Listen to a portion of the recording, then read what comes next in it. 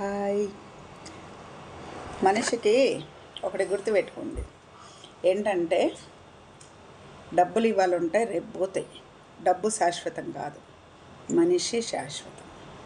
అది గుర్తుపెట్టుకోండి. ఎవరైనా సరే ఒక మనిషిని అనేటప్పుడు 1కి 10 సార్లు ఆలోచించి ఆ మనిషిని అంటున్నాము, ఆ మనిషిని అన్నాము, రేపు మనకంటూ ఏముంటుంది, మనకంటూ ఏదవుతుంది అన్నది ఆలోచించుకోండి. అర్థమవుతుందా? మనము ఎంత ఇది చేసినా, ఎంత ఇలా ఉన్నా, మనం ఎంత ఇదిలో ఉన్నా, నేను వచ్చి ఇక్కడ ఉంటున్నాను, మంచిగా ఇక్కడ వచ్చి ఉంటున్నాను, నాకెందుకని మిమ్మల్ని వదిలేయచ్చు కదా. నేను వదిలేయలేదు కదా. అరే 30 సంవత్సరాల బాండింగ్ ఎలా వదిలేస్తాం? నాకైతే ఉండదు, మీకైతే ఉంది, కొంతమందికి అయితే ఉంది. ఆ కొంతమందికే ఉంది. ఏంటంటే అది చిల్లీగా తీసుకోవాలా, సీరియస్గా తీసుకోవాలా, నాకు అర్థం అవ్వట్లేదు. చిల్లిగా తీసుకుందామంటే వీళ్ళే అర్థం కాదు, సీరియస్గా తీసుకుందామంటే ఇది సీరియస్ అంత అవసరమా అన్నట్టుంది. ఒకటి, ఏ మనిషి నా తత్వం ఏంటో తెలుసా? ఎలాగన్నా ఉండని, ఫోన్ చేసి పిలిచారంటే వచ్చేస్తా. మీకు అందరికీ తెలుసు, వచ్చేస్తా. నేను ప్రతిదీ చెప్తా, ప్రతిదీ అందరికీ షేర్ చేస్తా. మరి మీరెందుకు అంతా నాతో ఉండలేకపోతున్నారు? అంటే అక్కడి నుంచి వచ్చేసేసరికి అయిపోయిందా?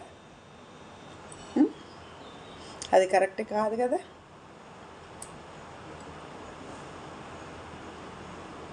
మీరు ఆలోచించండి. మంచి అన్నది మంచి, చెడు అన్నది చెడే. అవును, ఎన్నోసార్లు చెప్పే మాట. దృష్టులకు దూరంగా ఉండాలి, మిత్రులకి పక్కన ఉండాలి. దృష్టుడి పక్కన ఉన్నామనుకో మనని ఎదగనివ్వరు, మిత్రుడి పక్కన ఉన్నామనుకో మనని ఎదగనిస్తారు. అస్సలు ఎన్ని మాట్లాడినా మన మంచితనం మనకెప్పుడూ తోడు ఉంటుంది. నాకైతే ఉంటుంది. నేను అదొక్కటి మాత్రం మనసులో పెట్టుకున్నాను. మంచితనం అన్నదే మనకు అవసరం. అర్థమవుతుందా? ఉండి చూడండి, తెలుస్తుంది. మీకుంటే మీరు తినండి, ఏం కాదు. మీ ఆస్తి మేము ఏం తీసుకోము, మా ఆస్తి మీరేం తీసుకోరు. ఇవాళ మీరు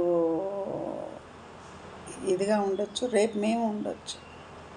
అంతేగాని డబ్బు వల్లనో దేని వలనో రాదు. రేపు మనం పోయేటప్పుడు ఏ డబ్బు రాదండి, గుర్తుపెట్టుకోండి.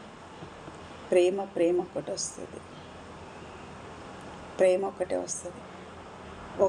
ఒక మనిషి చనిపోయాడంటే, అరే ఆ మనిషి చనిపోయాడా, అయ్యో ఇలా ఉండేవాడు అని చెప్పుకోవాలి. పోతే వేయింది, దరిద్రం వదిలిందమ్మా అనేసి ఉండకూడదు. పిల్లల కాడించి అయినా పెద్దలు ఆ మాట అనేది ఎవరికి రాకూడదు, తెలుసా? అట్లా మనం ఉండాలి. ఆడవాళ్ళైనా సరే, మగవాళ్ళైనా సరే.